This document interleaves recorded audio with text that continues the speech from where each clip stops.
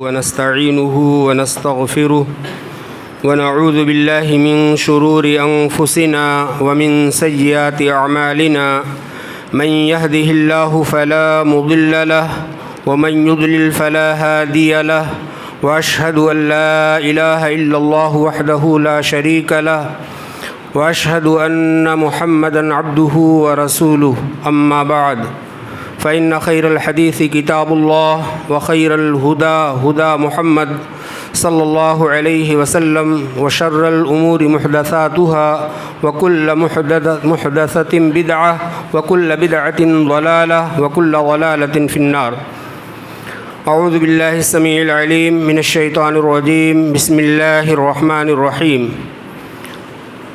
والذين يقولون ربنا اصرف عنا عذاب جهنم إن عذابها كان غراما إنها ساءت مستقرا ومقاما. وقال الله تعالى عز وجل: اللهم إني أعوذ بك من عذاب جهنم وأعوذ بك من عذاب القبر وأعوذ بك من فتنة المسيح الدجال وأعوذ بك من فتنة المحيا والممات. وقال النبی صلی اللہ علیہ وسلم. تمام قسم کی کبریائی اور بڑائی، عظمت و جلال اللہ رب العالمین کے لیے لائق و زیبا ہے. درود و سلام نازل ہو تمام انبیاء کرام علیہم الصلاۃ والسلام پر، خصوصاً نبی رحمت شفیع امت جناب محمد الرسول اللہ صلی اللہ علیہ وسلم پر.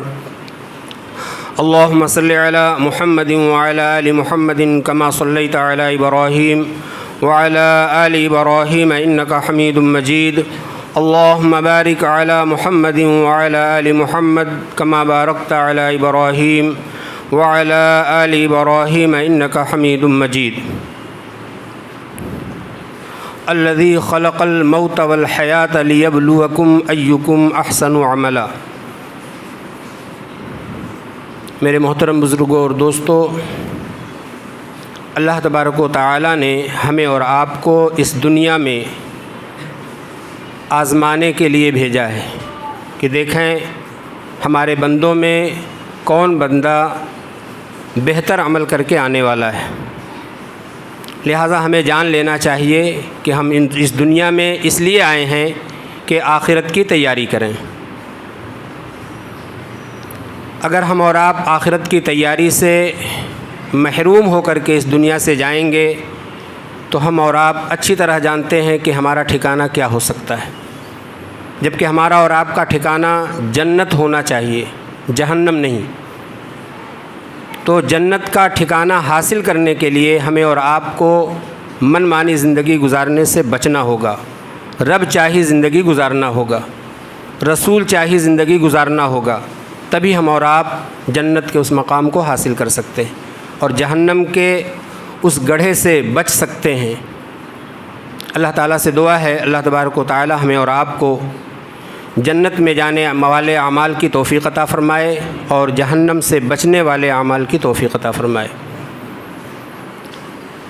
اللہ تبارک و تعالیٰ نے قرآن کریم میں فرمایا: والذین یقولون ربنا اصرف عنا عذاب جہنم. اور جو یہ دعا کرتے ہیں اے ہمارے رب ہم سے دوزخ کا عذاب پرے ہی پرے رکھ، دور ہی دور رکھ. ان عذابها کان غراما، کیونکہ اس کا عذاب چمٹ جانے والا ہے، چمٹ جانے والا ہے، دور رہنے والا نہیں، چمٹ جانے والا، پکڑ لینے والا ہے. انہا ساءت مستقرا ومقاما، بے شک وہ ٹھہرنے اور رہنے کے لحاظ سے بدترین جگہ ہے، بہترین جگہ نہیں، بدترین جگہ ہے. میرے بھائیوں، ہم اور آپ اس دنیا میں جنت حاصل کرنے کے لیے بھیجے گئے ہیں اور جہنم سے بچنے کے لیے بھیجے گئے ہیں.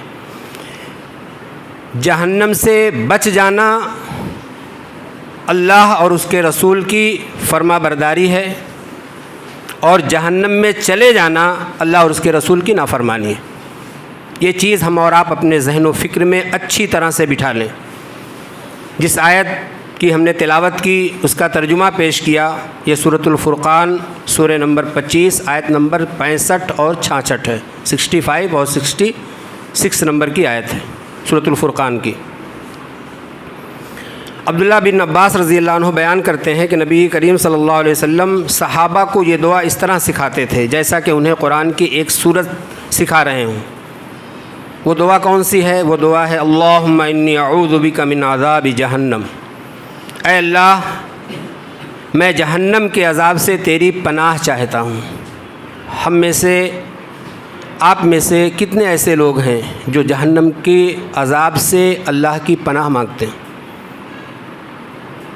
جہنم کے عذاب سے اللہ کی پناہ وہی لوگ مانگ سکتے ہیں جو 5 وقت کی نماز پڑھتے ہیں۔ اس لیے کہ اللہ کے نبی صلی اللہ علیہ وسلم تشہد کے بعد درود پڑھتے، درود کے بعد یہ دعا پڑھتے، اس کے بعد اور دعائیں آپ صلی اللہ علیہ وسلم مانگا کرتے تھے۔ تو 4 چیزوں سے پناہ مانگنے کی اللہ کے نبی صلی اللہ علیہ وسلم نے ہمیں اور آپ کو تاکید کی ہے، اور خود بھی آپ صلی اللہ علیہ وسلم نے 4 چیزوں سے پناہ مانگا ہے۔ نمبر 1، جہنم کے عذاب سے، اے اللہ میں جہنم کے عذاب سے تیری پناہ چاہتا ہوں۔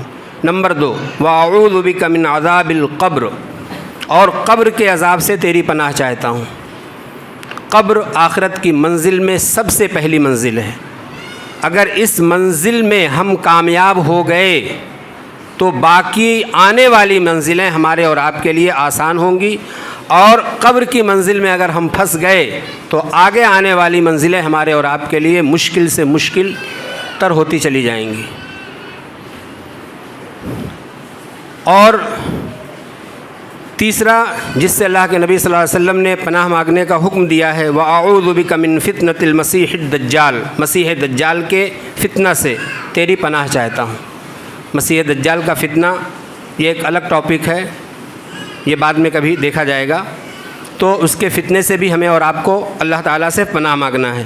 وَأَعُوذُ بِكَ مِنْ فِتْنَةِ الْمَحْيَا وَالْمَمَاتِ، زندگی اور موت کے فتنے سے تیری پناہ چاہتا ہوں۔ زندگی اور موت، زندگی میں بھی بہت سارے فتنے ہیں، ہمیں اور آپ کو ان فتنوں سے بچنا ہے۔ کیسے بچ سکتے ہیں؟ اللہ کی پناہ مانگ کر کے ہم بچ سکتے ہیں۔ اسی طرح سے موت کے بھی بڑے فتنے ہیں، ان فتنوں سے بھی ہمیں اور آپ کو اگر بچنا ہے تو ہمیں اور آپ کو اللہ اس کے رسول کی فرما برداری کرنی ہے، نافرمانی سے بچنا ہے۔ تو ہمیں اور آپ کو چاہیے کہ ہم اور آپ اس دعا کو، یہ 4 چیزوں سے جو پناہ اللہ کے نبی صلی اللہ علیہ وسلم نے خود بھی مانگی ہے، ہمیں اور آپ کو بھی سکھایا ہے، اس سے ہم اور آپ پناہ مانگنے کی اپنے زندگی میں، اپنی ہر نماز میں اللہ تبارک و تعالیٰ سے پناہ مانگنے کی عادت بنا لیں، اور اخلاص کے ساتھ، دل کے ساتھ۔ ایسا نہیں کہ ہماری زبان چل رہی ہو، ہمارے ذہن و فکر کہیں اور ہو، معانی پر ہمارے اور آپ کے اس پر غور نہ ہو۔ اس طرح سے دعا مانگنے سے وہ دعا آپ کے پاس ہی رہ جاتی ہے، اللہ کے پاس نہیں جاتی ہے۔ تو اگر ہم اور آپ چاہتے ہیں کہ دعاؤں کا پھل ہمیں اور آپ کو ملے، تو جس چیز کی ہم اور آپ دعا مانگیں، اس دعا پر ہم اور آپ مستحضر ہوں، اس پر ہمارا اور آپ کا ذہن و فکر لگا ہوا ہو، اور ایک طلب ہو کہ اے اللہ تو ہمیں ان چیزوں سے پناہ میں رکھ لے۔ اسی طرح حضرت انس بیان کرتے ہیں کہ رسول اکرم صلی اللہ علیہ وسلم اکثر و بیشتر یہ دعا مانگتے تھے، ربنا آتنا فی الدنیا حسنہ، اے ہمارے پروردگار ہمیں دنیا میں اچھائی عطا کر۔ کتنی بہترین دعا ہے! کیا ہم اور آپ دعا مانگتے ہیں؟ نہیں مانگتے ہیں تو مانگنا شروع کر دیں۔ وفی الآخرۃ حسنہ، اور آخرت میں بھلائی دے۔ اللہ تبارک و تعالیٰ بہت رحیم ہے، کریم ہے، غفور الرحیم ہے، وہ ہماری اور آپ کی دعاؤں کو سنتا ہے، قبول بھی کرتا ہے۔ میرا رب یہ نہیں چاہتا کہ ہمارے بندے جنت سے ہٹ کر کے جہنم والے راستے پر چلے جائیں، وہ کبھی نہیں چاہتا۔ وہ تو اتنا غفور الرحیم ہے کہ 99 قتل کرنے والے کو بھی توبہ کرنے کی نیت سے وہ چلا، اور ابھی پہنچ بھی نہیں پایا ہے، ادھر ادھر میں ہے، لیکن اللہ تبارک و تعالیٰ نے اس کے دل کی سچی توبہ کو قبول کیا اور اسے بخش دیا۔ میرے محترم بزرگوں اور دوستوں، اللہ تبارک و تعالیٰ اتنا غفور الرحیم ہے، تو ہمیں اس سے ہمہ وقت امید رکھنی چاہیے۔ اگر ہمارے گناہ بہت زیادہ ہیں، ہر قسم کے گناہ میں ہم ملوث ہیں، گھبرانے کی ضرورت نہیں ہے۔ گھبرانے کی ضرورت یہ ہے کہ ہمیں موت کا فرشتہ کب آ کر کے دبوچ لے گا، اس کی فکر ہونی چاہیے۔ ہم خطبہ دے رہے ہیں، آپ سن رہے ہیں، اس میں سے کسی کی بھی جان فرشتہ آ کر کے نکال سکتا ہے۔ نہ آپ کو معلوم ہے کہ کس کی جان جانے والی ہے، نہ ہمیں معلوم ہے کس کی جان جانے والی۔ تو یہ فکر ہونی چاہیے کہ کب موت کا فرشتہ آئے گا اور ہماری جان نکال لے گا، اور ہم ایسی حالت میں اللہ تبارک و تعالیٰ سے جا کر کے ملیں گے کہ ہم گناہوں میں ملوث ہوں گے، گناہوں میں ڈوبے ہوئے ہوں گے۔ تو ہمیں ہر وقت اس چیز کو ذہن میں رکھ کر کے اپنی زندگی گزارنی چاہیے اور گناہوں سے بچنا چاہیے۔ میرے بھائیوں، یہ بار بار گناہوں سے بچنے کی، نیکی کرنے کی جو صلاح دی جاتی ہے، یہ ہمارے اور آپ کے فائدے کے لیے۔ اگر ہم اور آپ اسے اپنے ذہن و فکر میں نہیں رکھیں گے تو یہ جان لیں ہماری دنیا بھی برباد ہوگی اور ہماری آخرت بھی برباد ہوگی۔ تو اللہ کے نبی صلی اللہ علیہ وسلم یہ دعا اکثر و بیشتر مانگا کرتے تھے، ربنا آتنا فی الدنیا حسنہ، اے ہمارے پروردگار ہمیں دنیا میں اچھائی عطا کر، وفی الآخرۃ حسنہ، اور آخرت میں بھلائی دے، وقنا عذاب النار، اور ہمیں جہنم کے عذاب سے بچا لے۔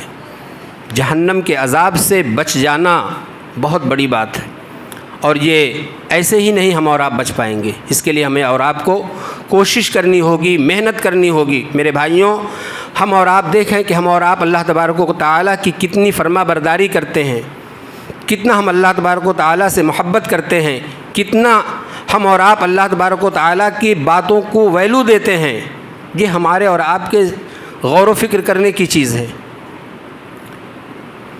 اسی طرح حضرت انس ہی رضی اللہ عنہ بیان کرتے ہیں کہ رسول اکرم صلی اللہ علیہ وسلم نے فرمایا، من سأل الجنت 3 مرات، جو شخص اللہ تعالیٰ سے 3 مرتبہ جنت کا سوال کرے۔ ہمیں اللہ تعالیٰ سے جنت مانگنا چاہیے۔ پیارے آقا صلی اللہ علیہ وسلم فرماتے ہیں، جو شخص اللہ تعالیٰ سے 3 مرتبہ جنت کا سوال کرے، قالت الجنت، جنت کہتی ہے، اللہم ادخلہ الجنہ، اے اللہ اسے جنت میں داخل کر دے۔ اگر ہم اللہ تبارک و تعالیٰ سے 3 مرتبہ روزانہ جنت کا سوال کریں تو جنت خود اللہ تبارک و تعالیٰ سے کہتی ہے، اے اللہ تو اسے جنت میں داخل کر دے۔ کیا یہ چیزیں ہمیں اور آپ کو اپنی زندگی میں برتنے کی نہیں ہیں، زندگی میں فالو کرنے کی نہیں ہیں؟ یقیناً ہے۔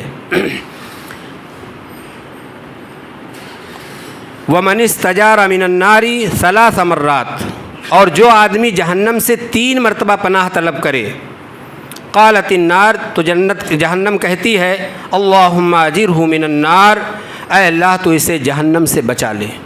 تو ہمیں روزانہ جنت کا سوال اللہ تبارک و تعالیٰ سے کرنا ہے اور جہنم سے بچنے کا سوال اللہ تبارک و تعالیٰ سے کرنا ہے۔ تو جنت بھی کہے گی اللہ تو اسے جنت میں داخل کر دے، اور جہنم بھی کہے گی اللہ تو اسے جہنم سے بچا لے، اے اللہ تو اسے جہنم کے عذاب سے بچا لے۔ میرے بھائیوں، یہ زندگی جو ہمیں اور آپ کو اللہ تبارک و تعالیٰ نے دی ہے بہت ہی قیمتی ہے۔ ہم اور آپ اس زندگی کو دوسرے کاموں میں مصروف کر کے برباد کر دیتے ہیں۔ اگر اس زندگی کو ہم اور آپ کمانے دھمانے کے ساتھ ساتھ اللہ تبارک و تعالیٰ کی عبادت و بندگی میں لگا دیں، اللہ تبارک و تعالیٰ سے محبت کرنے میں لگا دیں، نبی صلی اللہ علیہ وسلم کی سیرت کو اپنی زندگی میں اتارنے میں لگا دیں، تو یقیناً ہم دنیا میں بھی کامیاب ہو سکتے ہیں اور آخرت میں بھی کامیاب ہو سکتے ہیں۔ تو ہمیں اور آپ کو چاہیے کہ ہم اور آپ دن میں 3 مرتبہ جنت کا سوال کریں اور 3 مرتبہ جہنم سے بچنے کا سوال کریں۔ جہنم سے ڈرانا، جہنم سے بار بار کیوں ڈرایا جاتا ہے؟ اس لیے ڈرایا جاتا ہے کہ جنت اور جہنم ہے، ایسا نہیں کہ خیالی ہے، جنت بھی ہے جہنم بھی ہے۔ جب تک ہمارا اور آپ کا ایمان جنت اور جہنم پر نہیں ہوگا کہ جنت ہے جہنم بھی ہے، تب تک ہم اور آپ مسلمان مومن نہیں ہو سکتے۔ یہ ہمارے اور آپ کے ایمان میں سے ہے۔ قرآن و حدیث میں جہنم اور اس کے عذاب سے ہمیں بار بار ڈرایا گیا تاکہ اللہ کے بندے اس سے ڈرتے رہیں، استقامت کے ساتھ صراط مستقیم پر چلتے رہیں اور اپنا دامن اللہ کی نافرمانی سے محفوظ رکھیں۔ اللہ تعالیٰ فرماتا ہے، یوم تقلب وجوہہم فی النار، یہ آیت بہت زیادہ ڈرانے والی آیت ہے۔ جس دن ان کے چہرے آگ میں پلٹے جائیں گے۔ ہم اور آپ انڈے کی فرائی کرتے ہیں کڑھائی میں، الٹ پلٹ کرتے ہیں، اسی طرح سے ہمارے اور آپ کے چہرے جہنم میں پلٹے جائیں گے۔ یوم تقلب وجوہہم فی النار، جس دن ان کے چہرے آگ میں پلٹے جائیں گے، یقولون یا لیتنا اطعنا اللہ واطعنا الرسول، تو وہ کہیں گے کاش ہم نے اللہ کی اطاعت کی ہوتی اور رسول کی بات مانی ہوتی۔ اس وقت ہم کاش کر کے اس وقت ہم افسوس کر کے کچھ بھی حاصل نہیں کر سکیں گے، اس لیے کہ مذہب اسلام میں ایک ہی زندگی ہے، دوسری زندگی نہیں ہے۔ ایک مرتبہ دنیا میں پیدا ہوں گے، پھر مر جائیں گے، دوبارہ غیر مسلموں کی طرح ہمیں زندگی نہیں دی جائے گی، تو پھر ہمیں موقع ہی نہیں ملے گا کہ ہم آ کر کے اپنی آخرت سوار کر کے اللہ کو راضی کر کے، اللہ اس کے رسول کی فرما برداری کر کے اپنی آخرت سوار لیں، جنت حاصل کر لیں، ہمیں موقع ہی نہیں ملے گا۔ یوم تقلب وجوہہم فی النار، جس دن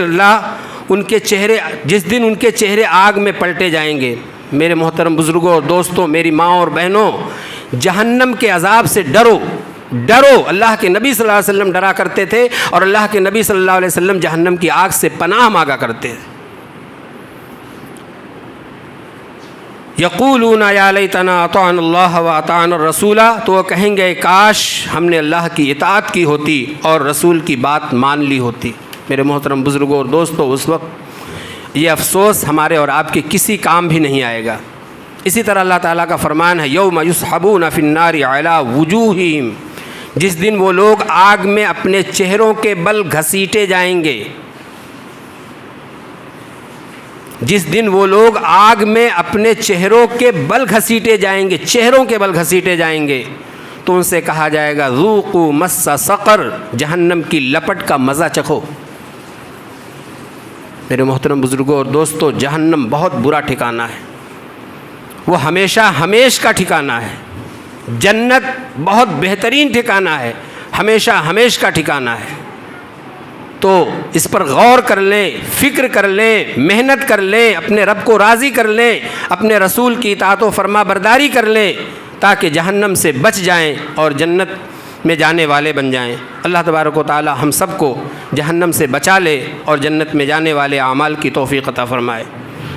یوم یسحبون فی النار علی وجوہہم ذوقوا مس سقر، جس دن وہ لوگ آگ میں اپنے چہروں کے بل گھسیٹے جائیں گے تو ان سے کہا جائے گا ذوقوا مس سقر، جہنم کی لپٹ کا مزہ چکھو۔ سورۃ القمر، سورہ نمبر 54 آیت نمبر 48۔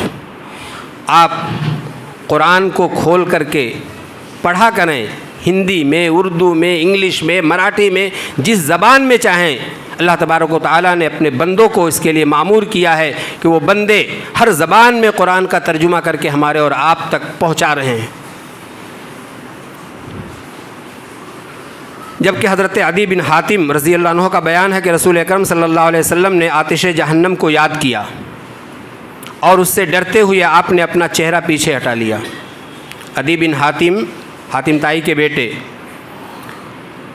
بیان کرتے ہیں کہ اللہ کے نبی صلی اللہ علیہ وسلم نے آتش جہنم کو یاد کیا، وہ سامنے تھے، آپ نے آتش جہنم کو یاد کیا اور اس سے ڈرتے ہوئے آپ نے اپنا چہرہ پیچھے کر لیا۔ کون کر رہا ہے؟ امام الانبیاء، افضل البشر، رسولوں کے رسول، اللہ کے سب سے زیادہ محبوب، اللہ کے بعد سب سے زیادہ محبت کے حقدار، وہ جہنم کو یاد کر کے اپنے چہرے کو پیچھے کر لے رہے ہیں، گویا کہ جہنم کو دیکھ رہے ہیں۔ پھر آپ نے فرمایا جہنم سے بچو۔ اس کے بعد آپ نے اسے دوبارہ یاد کیا اور اپنا چہرہ پیچھے ہٹایا، یہاں تک کہ ہم نے گمان کیا کہ جیسے آپ اسے دیکھ رہے ہوں، یعنی جہنم کو جیسے آپ دیکھ رہے ہوں۔ پھر آپ نے فرمایا اتقوا النار، تم جہنم سے بچو، ولو بشق تمرۃ، اگرچہ کھجور کا آدھا حصہ صدقہ کر کے ہی ہو۔ فمن لم یجد بکلمۃ طیبۃ، اور جس شخص کو یہ بھی نہ ملے تو وہ ایک اچھا کلمہ کہہ کر ہی اپنے آپ کو جہنم سے بچا لے۔ یعنی کھجور کا ایک ٹکڑا ہی صدقہ کر کے اگر ہم اور آپ اپنے آپ کو جہنم سے بچانا چاہتے ہیں تو بچا لیں۔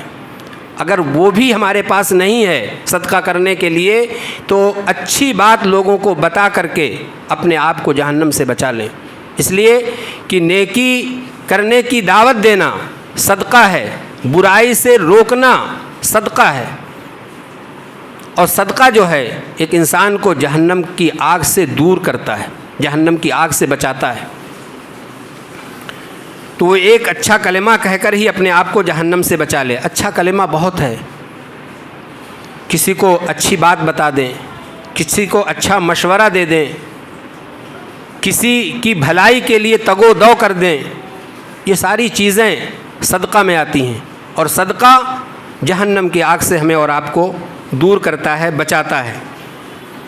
اسی طرح ابو ہریرہ رضی اللہ عنہ کا بیان ہے کہ جب یہ آیت وَأَنذِرْ عَشِيرَتَكَ الْأَقْرَبِينَ نازل ہوئی تو رسول اکرم صلی اللہ علیہ وسلم نے قریش کو بلایا، وہ اکٹھے ہوئے تو آپ نے ہر عام و خاص کو مخاطب ہوتے ہوئے فرمایا انقذوا انفسکم من النار، تم اپنے آپ کو جہنم کی آگ سے بچا لو۔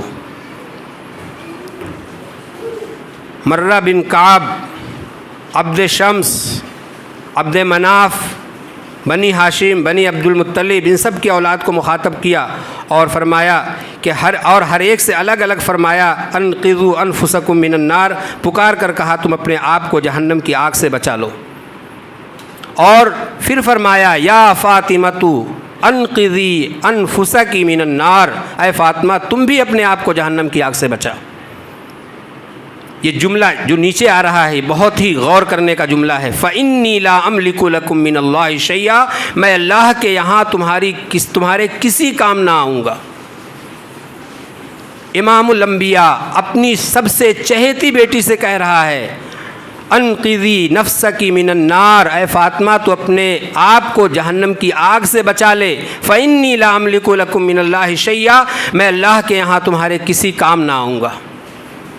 وَلَا تَزِرُ وَازِرَةٌ وِزْرَ أُخْرَىٰ، کل قیامت کے دن سب کو اپنا اپنا بوجھ اٹھانا ہے، کوئی کسی کا بوجھ نہیں اٹھائے گا۔ جو گناہ آپ نے کیا ہے، جو گناہوں کی گٹھری آپ نے تیار کی ہے، کل قیامت کے دن آپ خود اٹھائیں گے، کوئی دوسرا نہیں اٹھائے گا۔ امام الانبیاء اپنی بیٹی فاطمہ سے کہہ رہے ہیں کہ اے فاطمہ تو اپنے آپ کو جہنم کی آگ سے بچا لے، کل قیامت کے دن میں تمہارے کچھ کام نہ آؤں گا۔ وہ بیٹی جو جنت کی عورتوں کی سردار ہے، وہ انسان جو امام الانبیاء ہے، ایک دوسرے کو کہہ رہے ہیں۔ میرے بھائیوں، غور کرنے کا مقام ہے، سمجھنے کا مقام ہے، اللہ تبارک و تعالیٰ سے ڈرنے کا مقام ہے۔ اگر ہم اور آپ اپنے آپ کو سستی اور کاہلی میں اس دنیا میں رکھ کر کے زندگی گزار دیں گے تو ہم اور آپ یقیناً خسارے میں ہوں گے۔ اللہ تعالیٰ سے دعا ہے اللہ تبارک و تعالیٰ ہمیں اور آپ کو جہنم کی آگ سے محفوظ رکھے، اور اس سے بچنے کی ہمیں اور آپ کو اللہ تبارک و تعالیٰ توفیق عطا فرمائے، اور جنت میں جانے والے اعمال کی اللہ تبارک و تعالیٰ ہمیں اور آپ کو توفیق دے، اور اللہ تبارک و تعالیٰ ہمیں اور آپ کو اس میں پہنچائے۔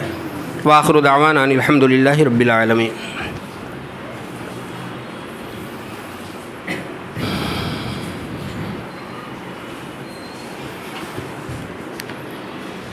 الحمد للہ رب العالمین والصلاة والسلام علی اشرف الانبیاء والمرسلین نبینا محمد وعلی آلہ وصحبہ اجمعین، اما بعد۔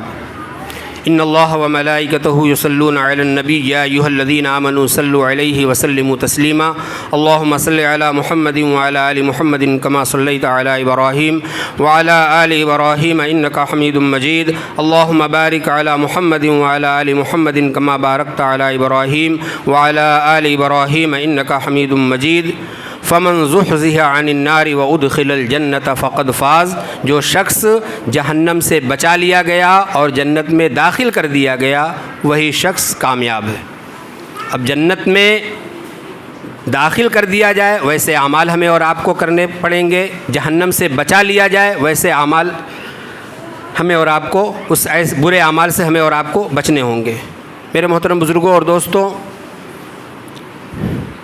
صف بندی کے تعلق سے ہم اور آپ بہت زیادہ لاپرواہی کرتے ہیں۔ نماز کے لیے جب صف بندی کی جاتی ہے تو اس میں امام کہتا ہے صفیں سیدھی کر لیں، مل مل کے کھڑے ہو جائیں، قدم سے قدم ملا لیں، کندھے سے کندھا ملا لیں، لیکن جو اس حدیث کو جانتے ہیں، جو اس حدیث کو مانتے ہیں، وہ تو اس پر عمل کرتے ہیں۔ جو دوسرے مسالک کے لوگ ہیں، آپ اپنے قدم کو ان کے قدم سے اگر ملانے کی کوشش کرتے ہیں تو اور زیادہ اپنے قدم کو سکوڑنا شروع کر دیتے ہیں، جبکہ یہ حدیث کے بالکل خلاف ہے۔ ہمیں اور آپ کو اپنا پیر قدم اپنے جسم کے اعتبار سے پھیلانا چاہیے، نہ بہت کم نہ بہت زیادہ، جیسے آپ کمفرٹیبل ہوں کھڑے ہونے میں اس طرح سے ہم اور آپ نماز کے لیے کھڑے ہو سکتے ہیں۔ اللہ کے نبی صلی اللہ علیہ وسلم نے فرمایا سووا صفوفکم، اپنی صفوں کو برابر کرو۔ فإن تسویۃ الصفوف بلا شبہ صفوں کا برابر کرنا من اقامت الصلاۃ نماز کے قائم کرنے میں سے ہے۔ اگر ہم اور آپ اپنے صفوں کو درست نہیں کریں گے تو گویا کہ ہم نے اور آپ نے اپنی نماز میں نقص پیدا کر لیا، کمی پیدا کر لی۔ تو ہمیں اور آپ کو اپنی صفوں کو سیدھا کرنا ہے، درست کرنا ہے۔ صف کو سیدھی کرنا اور مل کر کھڑے ہونے کا نماز میں کیا مطلب ہے؟ سیدنا نعمان بن بشیر رضی اللہ عنہ روایت کرتے ہیں کہ نبی کریم صلی اللہ علیہ وسلم نے لوگوں کی طرف چہرہ کر کے فرمایا، لوگوں اپنی صفیں سیدھی کرو، لوگوں اپنی صفیں درست کر لو، لوگوں اپنی صفیں برابر کر لو۔ اللہ کی قسم، پھر اس کے بعد اللہ کے نبی صلی اللہ علیہ وسلم اللہ کی قسم کھاتے ہیں، اللہ کی قسم یا تو تم ضرور صفیں سیدھی کرو گے یا پھر اللہ تعالیٰ تمہارے دلوں میں اختلاف اور پھوٹ ڈال دے گا۔ یہ ہمارے اور آپ کے درمیان جو اختلافات ہیں، پھوٹ ہیں، یہ اسی کا نتیجہ ہے۔ تو ہمیں اور آپ کو اپنی صفوں کو درست کر کے رکھنا چاہیے۔ تو نعمان بن بشیر رضی اللہ عنہ فرماتے ہیں پھر تو یہ حالت ہو گئی ہم سب کی کہ ہر شخص اپنے ساتھی کے کندھے سے کندھا، گھٹنے سے گھٹنا اور ٹخنے سے ٹخنا چپکا دیتا تھا۔ کہاں ہیں وہ لوگ جو اس حدیث کو نہیں پڑھتے، اس حدیث کو بتانے کے بعد اس پر عمل نہیں کرتے؟ یہ حدیث ہے، سنن نبی داؤد حدیث نمبر 662، جا کر کے حدیث کی کتاب کھول کر کے دیکھ لیں آپ۔